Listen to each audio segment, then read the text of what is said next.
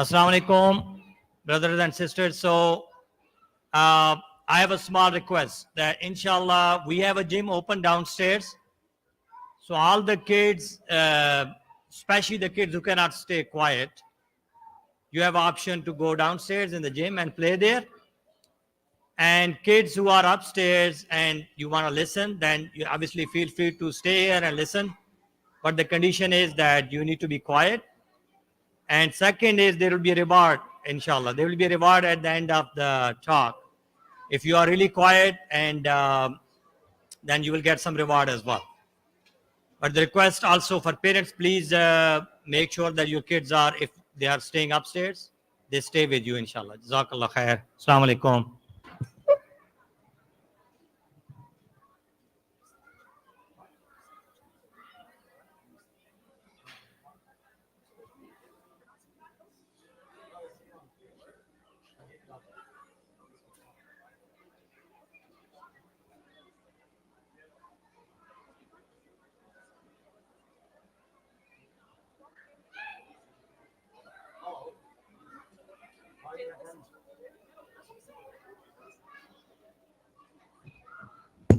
Okay, one clarification. The kids who are actually staying in the middle and listen, Lalka, inshallah, you will get the candies at the end of the talk, okay?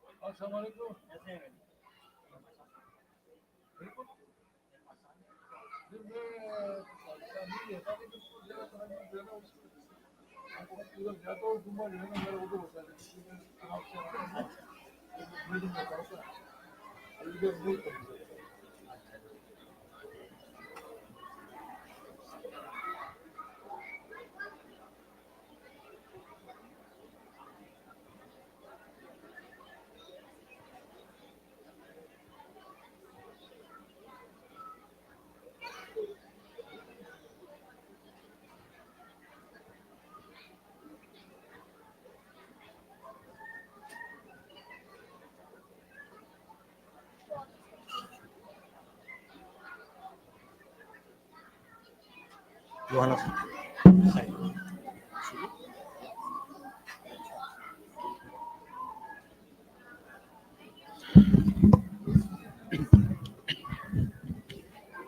I can get it to you. They're going to stay. أعوذ بالله من الشيطان الرجيم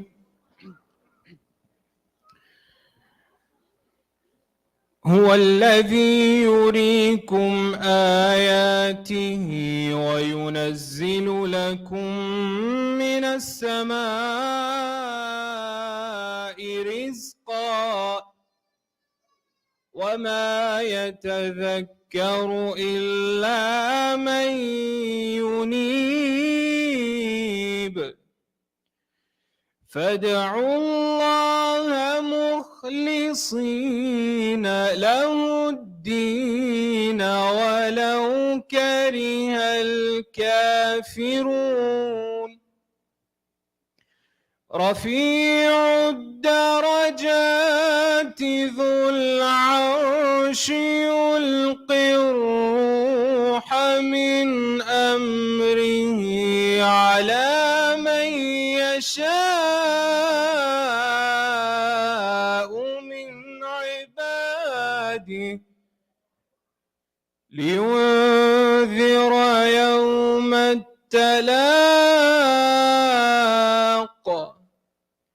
يوم هم بارزون لا يخفى على الله منهم شيء لمن الملك اليوم الملك اليوم لله الواحد القهار اليوم تجزى كل نفس بما كسبت لا ظلم اليوم إن الله سريع الحساب صدق الله العظيم.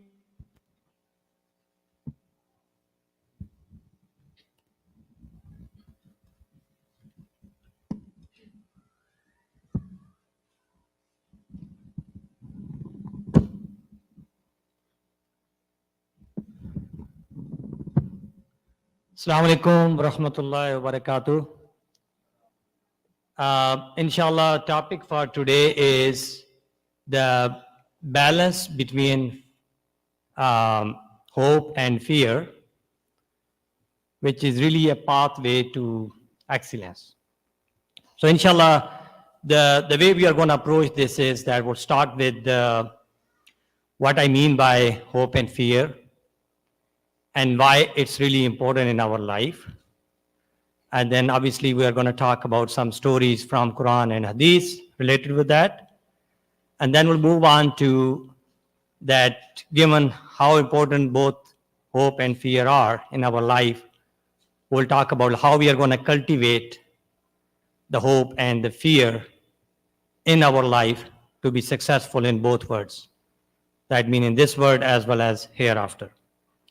And finally, we will have some reflective question like for all of us and takeaways that we can really, practical tips basically that we can leverage, inshallah, to implement in our life. So I will make it short and sweet, and wanna please feel free to ask any questions. Obviously, we'll have a time towards the end as well, about 10 minutes for any question and answers. But if I say something that's not clear, then feel free to raise your hands and ask questions. So inshallah, I will start with the, I don't know, by the way, how many of you actually listened to the khutbah by Brother Osman? So for those of you who actually did not listen to the khutbah, I think the topic was the benefits of being grateful to Allah, right? So the topic that we have now is kind of indirectly related to that. And I will come back and how it's related. So inshallah, with that, I will start with the story of Ibn Qayyim, who is one of the very famous scholar. And one day, he was just outside of his home, and he saw the bird. And something stuck on him, and he actually came up with this very good analogy that, the analogy that he has, and I'm going to quote him, that our journey to Allah is like a bird. And the love is its head. So when you look at the bird, it's obviously the head. So that's really the love. And the fear and the hope are its two wings. And when both the head, the bird's head, and the wings are in perfect balance, then the bird flies smoothly. So obviously, that's pretty obvious. I really like this analogy that when bird is flying, right, bird obviously has to have a head and brain to make sure that it's really flying in the right direction. But also it has to have wings. Without wings, bird cannot fly. If one of the wing is not working, it cannot fly. So it basically, if something happened to head, obviously bird dies. But if something happens to wings, one of the wing, then it cannot fly. So this analogy, I really like it. And I think Ibn Qayyim is really using this analogy, is talking about three things. That for us to be successful And again, when I talk about successful, obviously as Muslims, our ultimate purpose is to make Allah happy, right? I'm sure everyone agrees with that, right? So we are really on this journey to Allah. So one day, inshallah, on day of Qiyamah, we are going to see Allah, right? Just imagine that moment.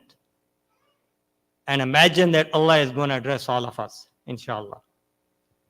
So we are really on that journey to meet Allah.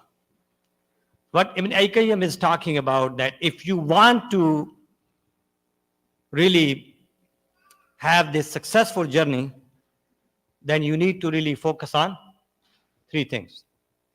Number one, using the bird analogy, the head and the two wings. And those two wings are, one is hope and the second one is fear. So let's talk about and understand these three elements that using Ibn Qayyim's analogy, right, of the bird. So let's start with love. So I'm sure everyone really understands love, right? Love is really a deep affection and devotion to Allah. And again, even it's obviously anything that you are really doing, if you don't really have that love and passion, right, then you cannot really accomplish what you want to accomplish, right? So whatever you want to accomplish in your life, you have to have that passion and love. So that's really number one. And it's also like there's a very famous hadith, innamal a'malu binniyat, that indeed all the action that we do, it really depends on your intentions. So the sincere intention is really, really important. So going back to like we are on this journey, right? And on this journey to Allah, we need to make sure that we have that sincere intention, that anything that we do, we really do for the sake of Allah. So for example, I am really talking in front of you, and if I actually have this little bit, like even have this thought, oh my goodness, if I'm going to talk and people will say, wow, I have so much knowledge, then all the effort that I'm doing is wasted. That's really a show off. And so that's a good deed really converts into a bad deed. So having that very sincere intention that no matter any action that you're doing, even like, for example, your relationship with your wife, with your siblings, with your parents, right? You should love everybody for the sake of Allah, even your friends, right? Sometimes we make friends just for our selfish reasons. But I think our intention, that should be that, okay, we make friends for the sake of Allah. We love our friends. We love our family. We love our community, right? For the sake of Allah. So that's really number one element, that you have to have that sincere intention that on this journey to Allah, right? That you are really doing this only for the sake of Allah. Any action that you're doing, you really start with Bismillah ar-Rahman ar-Rahim and have that sincere intention that I'm really doing it for the sake of Allah. Second element that in this analogy is really hope, right? Which is one of the wing, going back to the bird, right? So what hope means, right? I'm sure most of you really heard the optimistic versus pessimistic, right? So I know sometimes we say that there are some people who are really optimistic and some people who are really very pessimistic, right? So hope and being optimistic go hand in hand. So what this means in the context of really journey to Allah, right? That we have that, obviously we love Allah and any action we do really for the sake of Allah, but we have to have that hope that Allah is very merciful, Ar-Rahman Ar-Rahim. Alhamdulillah Rabbil Alameen, Ar-Rahman Ar-Rahim, right? That Allah is very merciful, right? And what's the advantage? Like, for example, we as human beings, right? We are human beings, right? We make mistakes and we make so many mistakes, right? And I think the key difference is when you make a mistake, you have to have that hope in Allah. So this really reminds me that I'm sure you guys heard about this very famous, where there was a person who actually killed 99 people. And then he went to a scholar to ask him, okay, that is there any hope I have that Allah will forgive me? I killed 99 people. And the scholar said, no. So he lost the hope and said, okay, let me kill you as well. So he killed that 100th person as well. So now he is the killer of 100 people. And he lost the hope. He went back. Again, after some time, he reflected, and somebody advised him, how about you really try another scholar? So he went again, tried another scholar, and asked him the same question. And luckily, that scholar said, yes, Allah can forgive you no matter what. But there's one condition. You have to leave that environment. You cannot go back to that environment. He said, okay, I accept the condition. So he left that place. While on our ways to a different destination, obviously he died, right? But then angels, long story short, so Allah forgave him and he earned Jannah. So just imagine that is a great example, that a person who killed 100 people and Allah forgave him, right? So, and also another thing is that is as like a story of Adam alayhi salam, right? So he made a mistake, right? But what was the difference between Adam alayhi salam and Shaitan? When Adam alayhi salam made a mistake, he asked Allah to forgive. So he admitted the mistake and then he asked Allah sincerely to forgive him, and Allah forgave him. And when Shaitan made a mistake, what he did? He did not listen to Allah, but he became arrogant and unfortunately became a Shaitan. So that's a very good example. It's a good reminder for all of us that we obviously, may Allah protect all of us, that we don't want to be really one of those Shaitans, right? We should always keep in mind that Allah is very merciful, and whenever we make a mistake, we admit the mistake and ask Allah to forgive us. So the second wing, which is the fear, right? So what is, I guess the fear, the question is what it means by fear, right? Should we really, I think there's some, so let me define this, what it means. It really means that being conscious of Allah, that fear that you always have, Allah is watching me 24 hours. You have to have that fear and consciousness that while you are praying or any action you are doing, right? And you have to have that consciousness that, okay, Allah is watching me, right? And Allah is just. And if I'm going to do something wrong on day of judgment and also in this world, I have to pay the price, right? So that is fear. And so this really, the role of fear is very important because this really kind of instilled that mindfulness. So for example, one thing that I never understood, finally kind of after a long time, I now understand. When I was a kid, right, people used to say, okay, that when you're praying, you have to have that khushu in the prayer, right? So, but how to really cultivate that khushu and mindfulness, right, when you're praying, right? It is obviously a constant struggle for all of us, right? So, but if we have that consciousness, okay, Allah is watching me, right? That there's a level of excellence, right? There's a very famous hadith that pray like that either Allah is watching you, or if you cannot pray like that you are watching Allah. But if you cannot really do that, but at least really imagine that Allah is watching you, right? So that's really the best way to achieve that excellence in prayer. So similarly, any action that we are doing, we can cultivate that mindfulness. And I think one of the things that this reminds me that I know there are a lot of books, leadership books, right, which talks about like be mindful. When the people who are more mindful, they are more present, they are more productive, right? But subhanAllah, like Allah has really given us this framework, which is really prayer, 5-time prayers. And it's a good way to cultivate that mindfulness. That if we can really somehow teach ourselves that we need to be 100% present during the prayer, then we can be, even during our regular, when we are not praying, we can be also be mindful, right? So one of the big problem we have nowadays is that this phone, right? Even at home, when it's a family time, we are really on the looking at the phone instead of really being mindful and be present with your family and give quality time, right? So just to summarize this first component, that we talk about three things, right?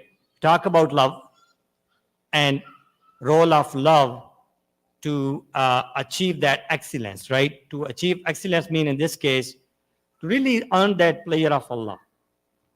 And by the way, when you learn Allah's prayer, then when you learn the Allah's prayer, then you basically earn everything, right? So you have achieved everything in your life, and you will be successful, inshallah, in both worlds. We'll talk about that, like what it means if you really cultivate both of these, love, fear, and hope in your life, then how it's really going to help you to be successful in this world as well. Okay, so we'll move on to this next step, which is really we'll talk about shortly, like why this balance is important, right? Why the balance of fear and hope is important.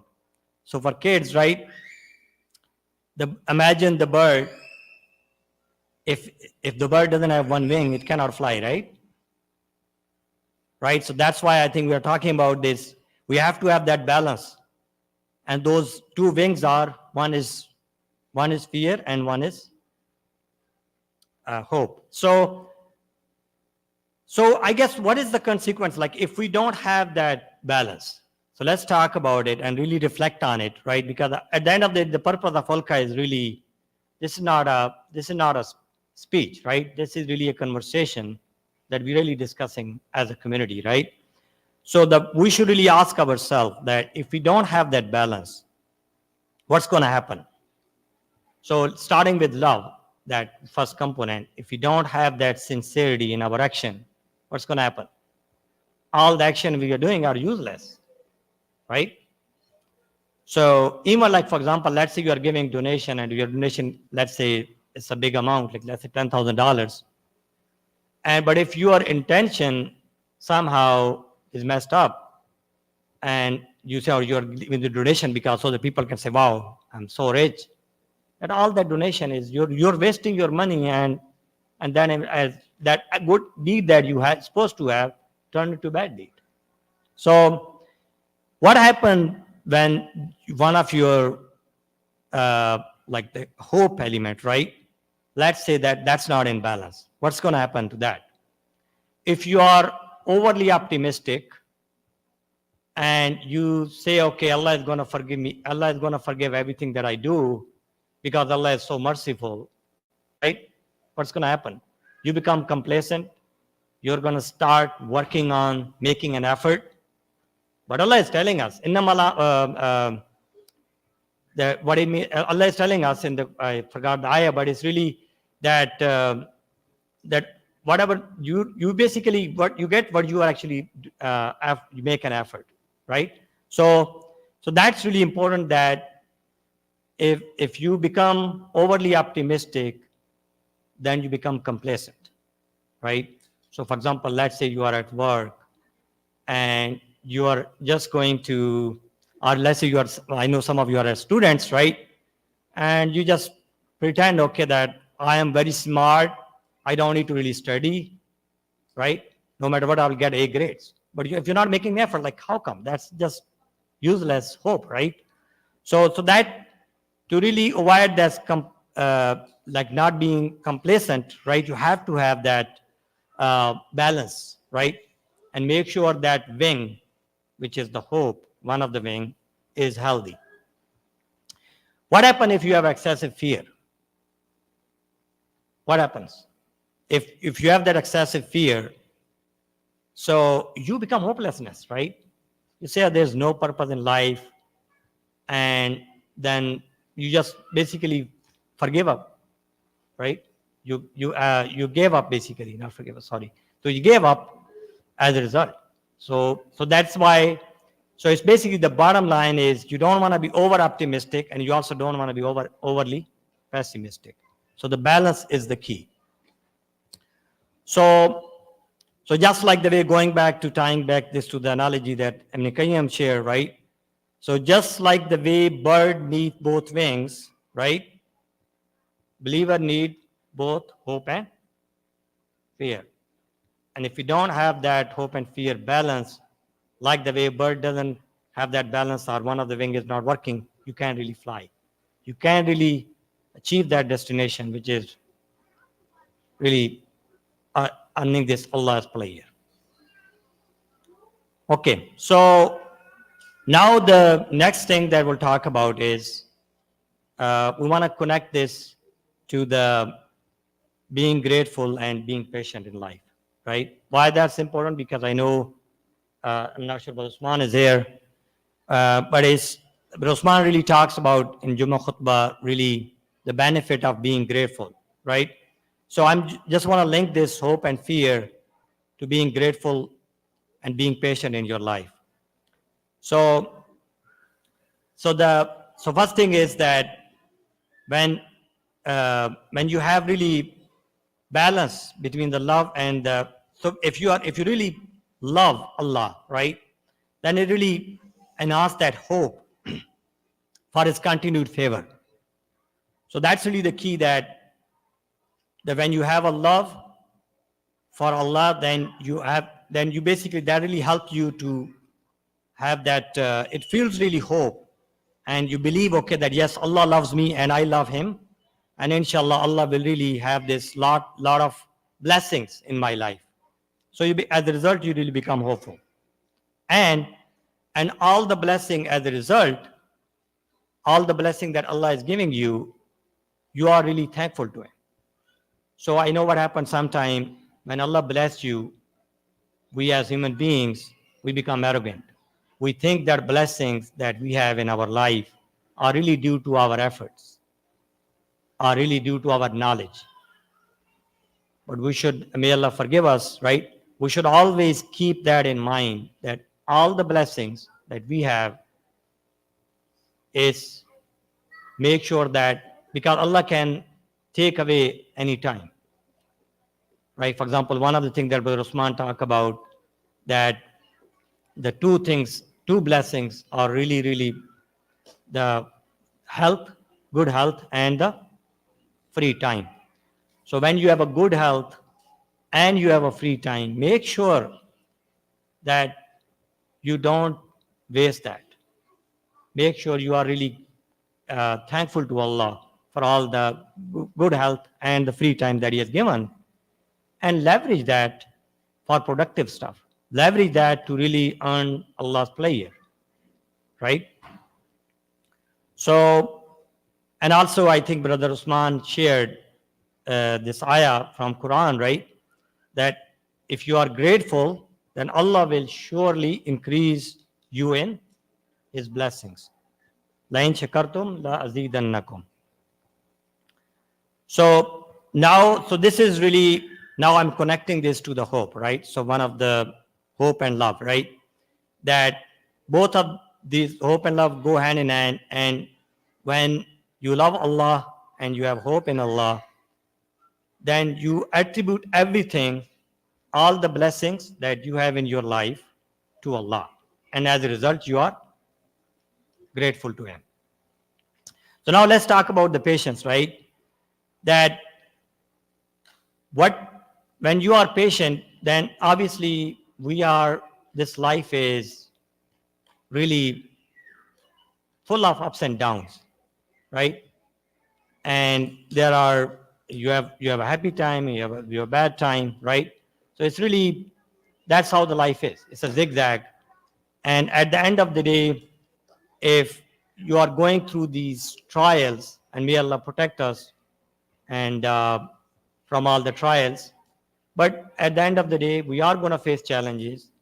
And like, for example, Prophet Muhammad sallallahu alaihi wasallam, he actually was the one who actually faced so many trials, because that's not Allah's way, right? when he kind of bring the challenges in your life, ultimately he's really trying to raise your status, right?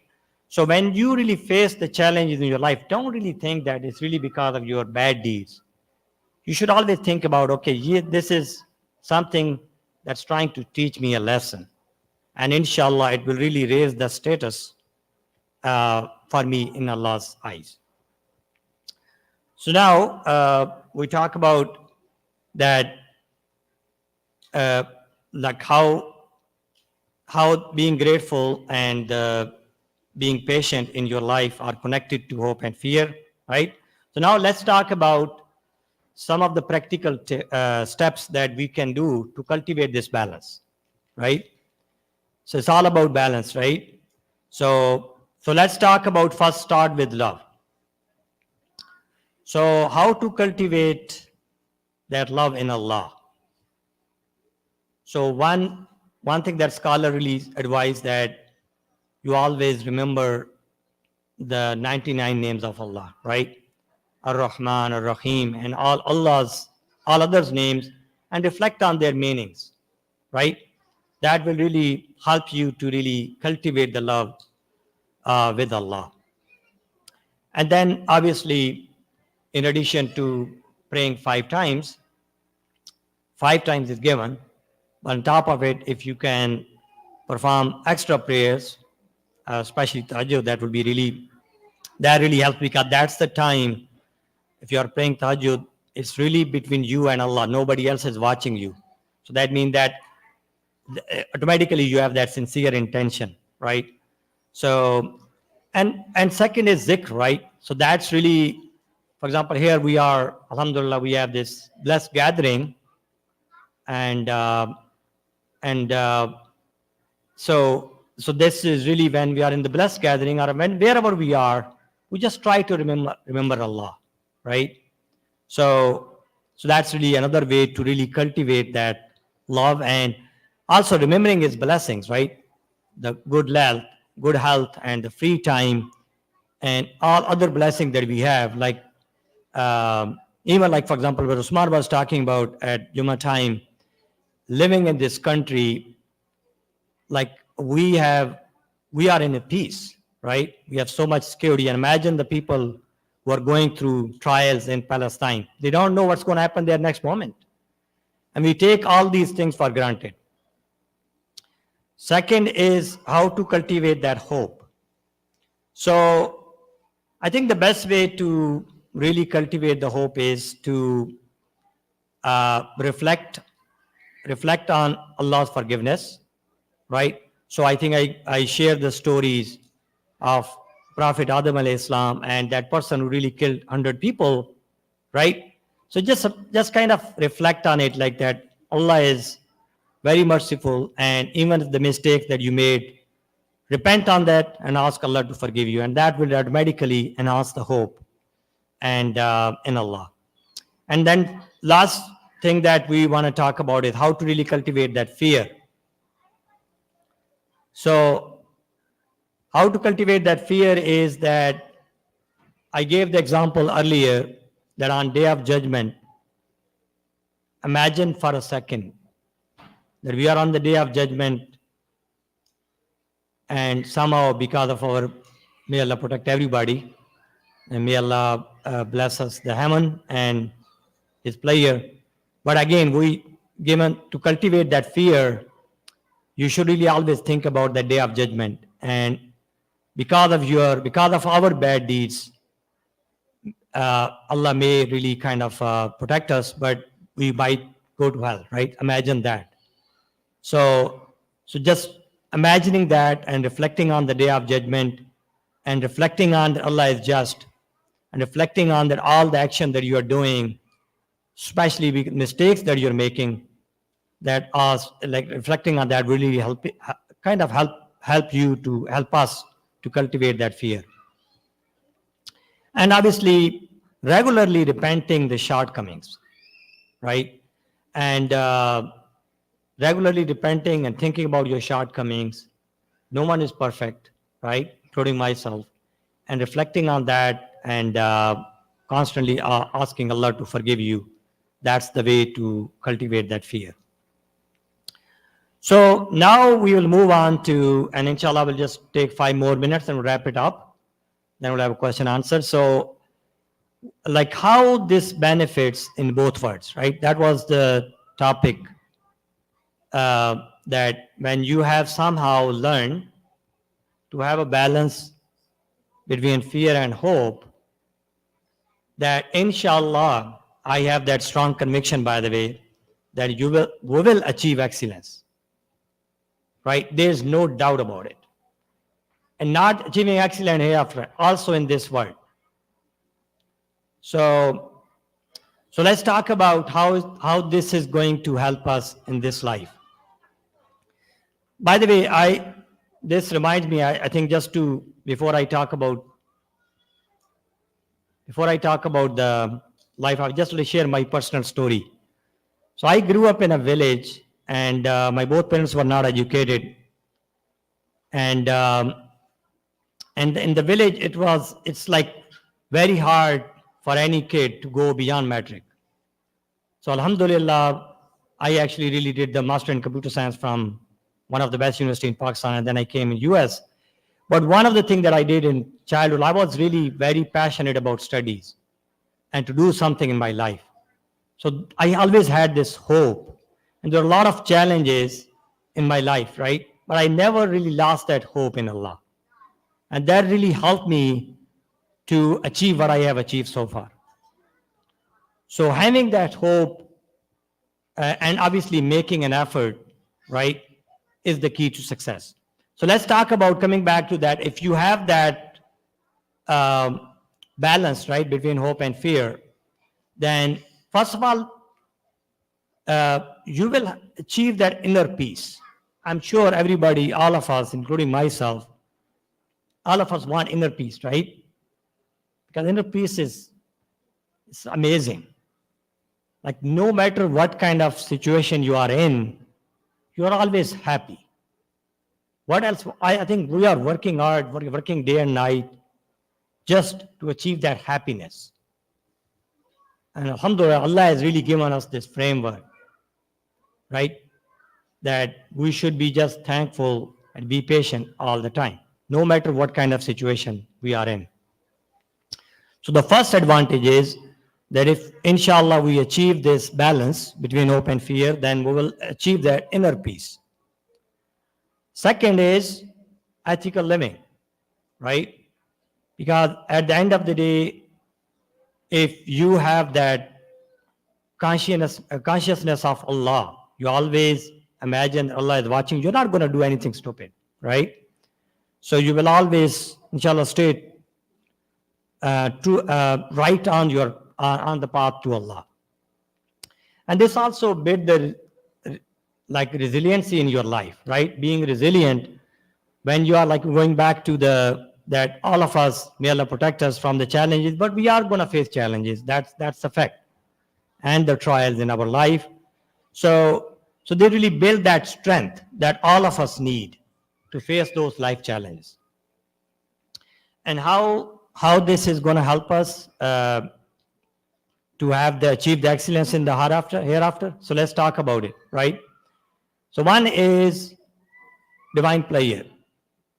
Going back to my example, just imagine for a second, on Day of Judgment, all of us are in heaven and Allah is in front of us. We can see Allah.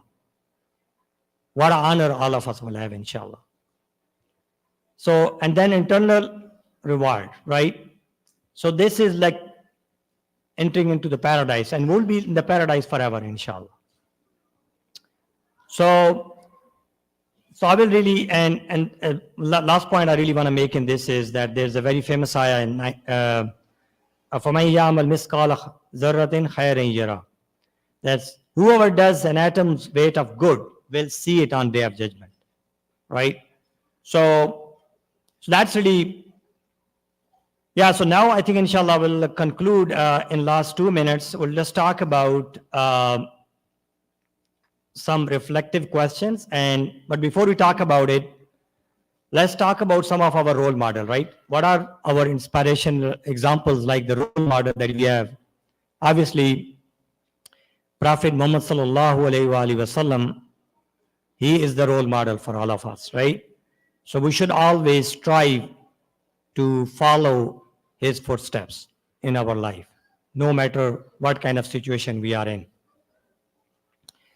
And then I will leave with, I will conclude with this, but before I do that, I'm going to really ask myself and all of you some questions that I think we should really think and reflect.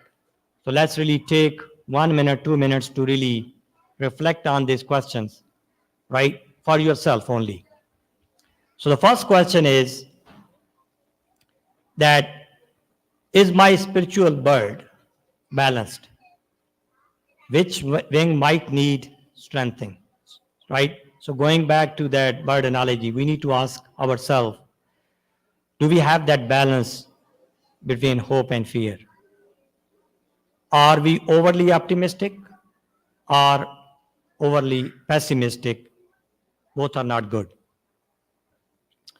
And second question that we should ask ourselves, that how can we deepen that love, right, for Allah, starting from today, right now, right? And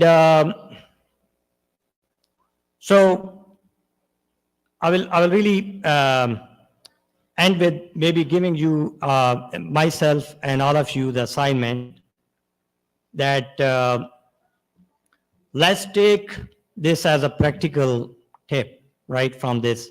If you don't really learn or don't remember anything, just remember one thing, that what the one practical step that all of us can do to A, cultivate love for Allah, B, how to cultivate hope, and how to cultivate fear. But again, the most important thing is the balance. The balance between hope and fear for us to really successfully accomplish that journey towards Allah. Inshallah, so I will end with this, and inshallah we'll probably have 5 minutes for questions. Inshallah we'll have a dinner. I'm assuming dinner is ready downstairs. So prayer is 8:15. So we'll just have probably 5-7 minutes for question answers.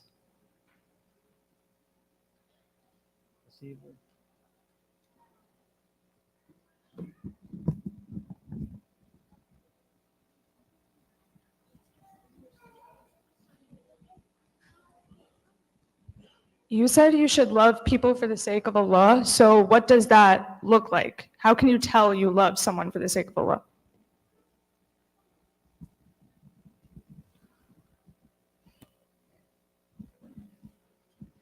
Yeah, subhanAllah, great question.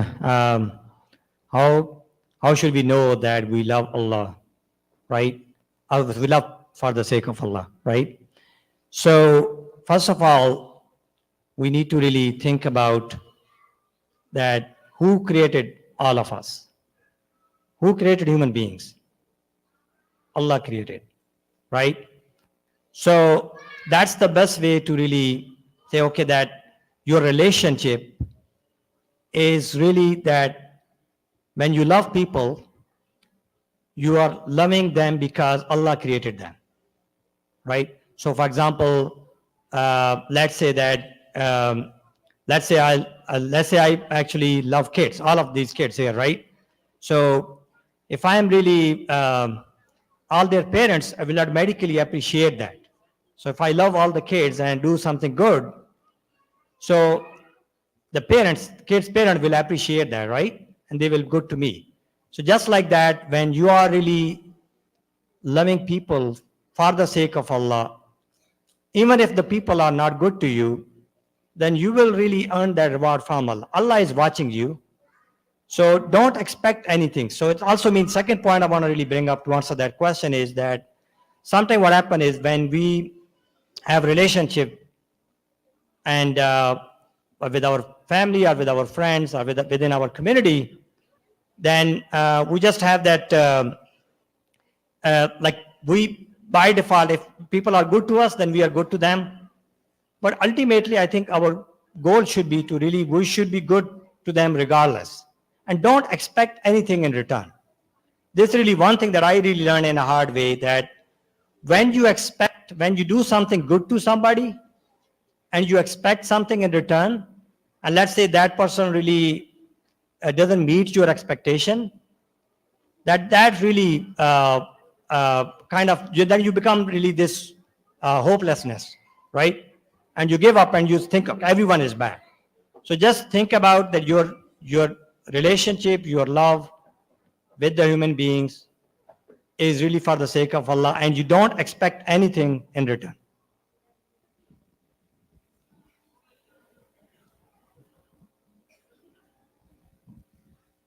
Assalamu alaikum wa rahmatullahi wa barakatuh. I'm just adding few notes on that.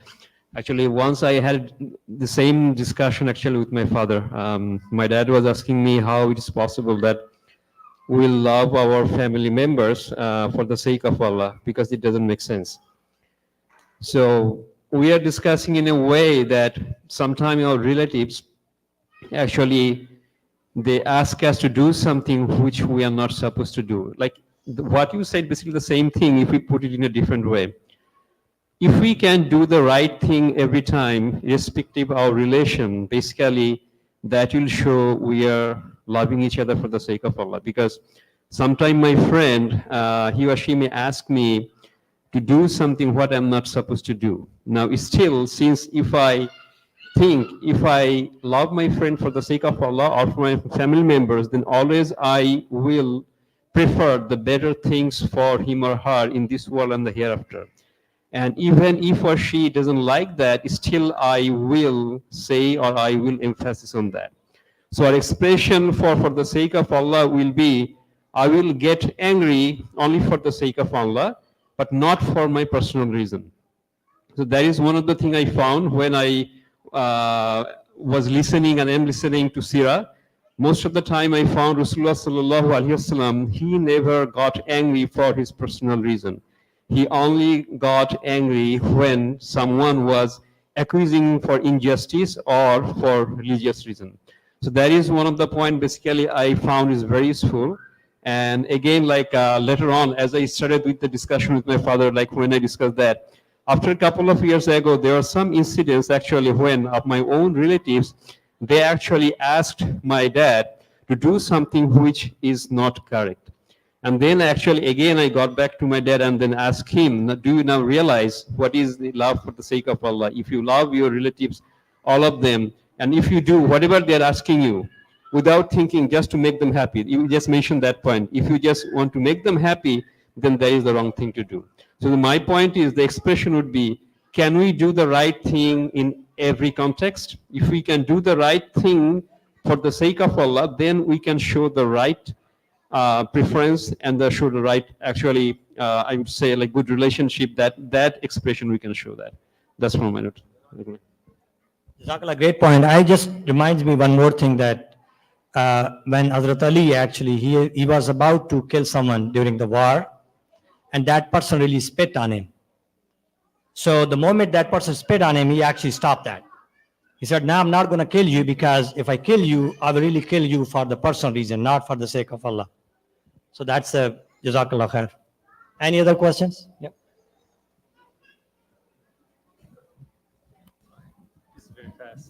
Can you hate for the sake of Allah? Can you hate somebody for the sake of Allah? Yeah. Great question. So yes, short answer is yes. The question was, can you really hate someone for the sake of Allah? Yes. Like brother mentioned, that if someone is doing something bad, that you don't hate that person. I think we have to be very, very careful. We should never hate the person. We should hate the action. So yes, so short answer is that if someone is doing some bad actions, then you definitely hate that action, but not the person, because you know what's going to happen. We don't know what's going to happen to me before I die, right? And let's say that person who does something bad, going back to like the person who killed 100 people, and he asked Allah to forgive him, and Allah forgave him. So we should never hate the person, because you don't know what will be his end. Because if you ask Allah to forgive, and Allah might forgive and you earn Jannah, and so yeah, so I guess you can definitely hate the action, but not the person.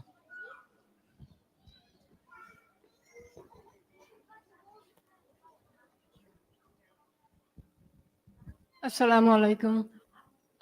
So in our friend circle, I mean, this is very common. Like we have arguments, we have conflicts, and then you get a call and you hear stuff like, okay, she did this to me. I'm never going to forgive her.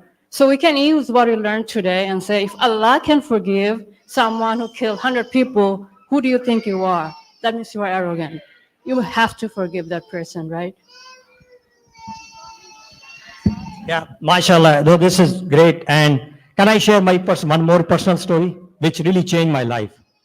So I think it's very relevant. So I was in 12th grade, and my brother actually had a fight with another family. And in village, that like this kind of fight really turns into killing each other.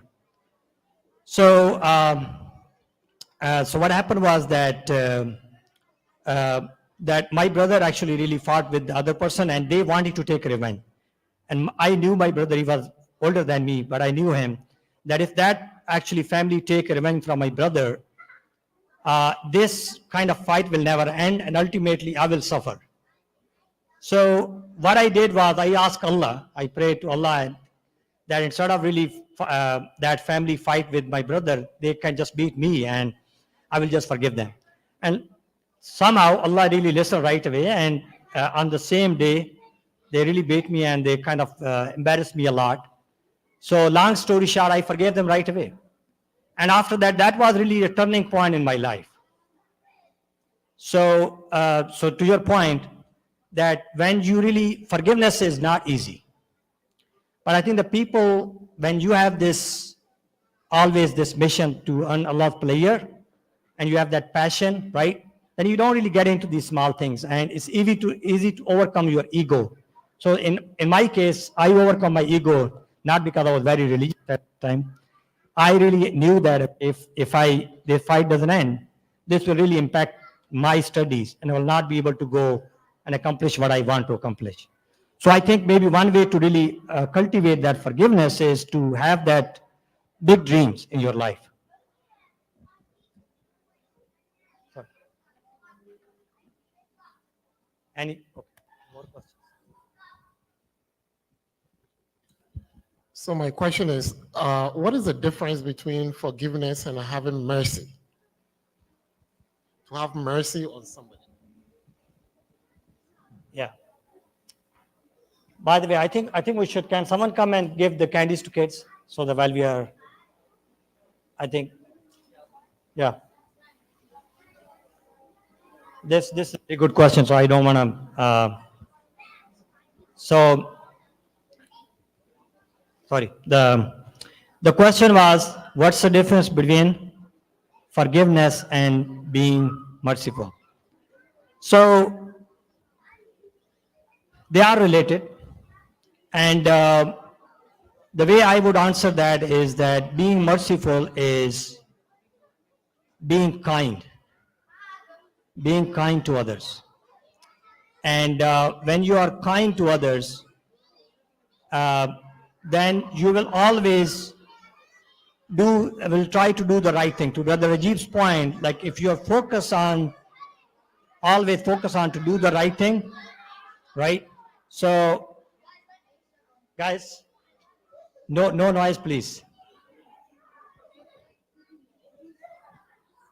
So, yeah, so I guess short answer is that they are related, because if you are kind and merciful, then ultimately you will forgive people. You will overlook their mistakes. And you know what? Other thing that I want to add, right? If you are forgiving others, what you're really doing, you are really forgiving yourself, to be honest. Because ultimately, who is going to get the most benefit by forgiving someone? You, right? And when you are forgiving others, Allah will forgive you. Allah will really overlook your mistakes. So scholars say that if you really want to have that, if you really want to have Allah have merciful on you, right, have their blessings, and being kind to you, then you be kind to human beings and His creation. I hope I answered.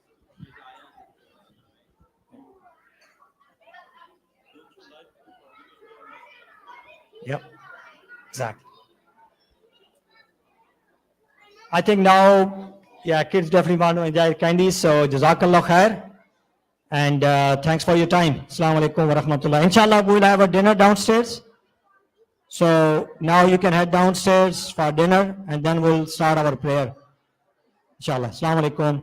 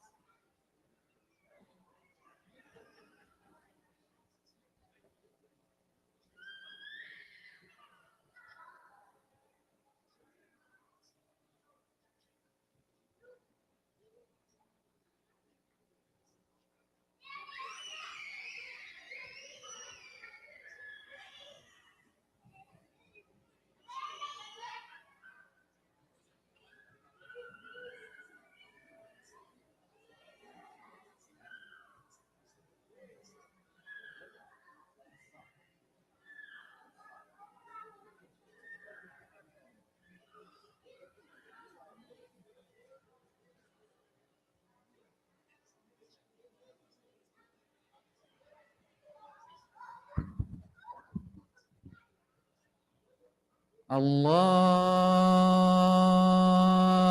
أكبر الله أكبر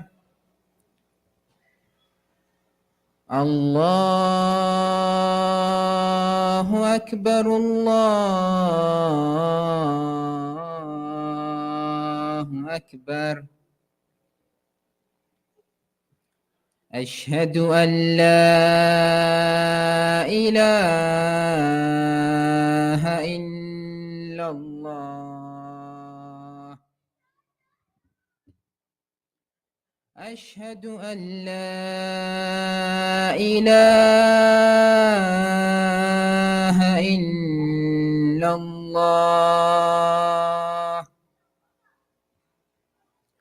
أشهد أن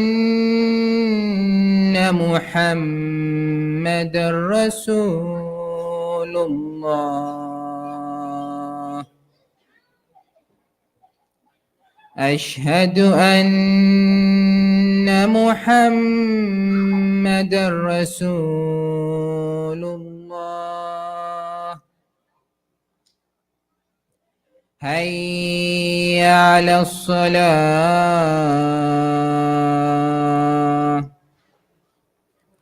هيا على الصلاة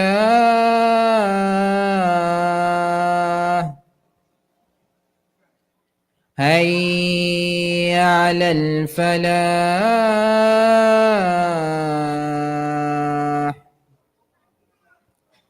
هيا على الفلاح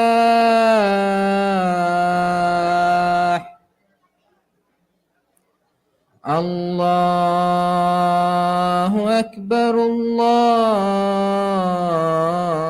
الله أكبر لا إله إلا الله